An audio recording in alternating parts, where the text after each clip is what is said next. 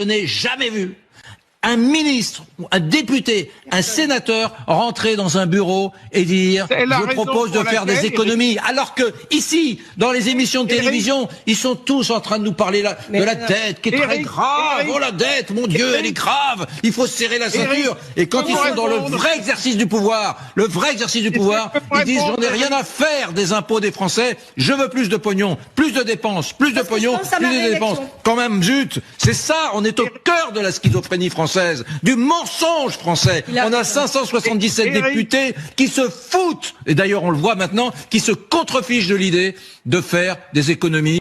Mais comment peuvent-ils prendre des décisions économiques? On a vu le patron de la commission des finances, Éric Coquerel, LFI, confondre chez ma consoeur que je salue, Edwige Chevrillon sur BFM Business. Il s'est confondu chiffre d'affaires des entreprises, résultat de bénéfices, résultat, salaire du patron.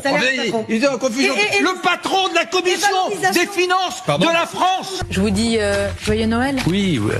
Joyeuses fêtes. Il faut rayer de notre histoire les noms de ces députés qui, pendant 30 ans, nous ont coulé. Faut voir d'où on vient.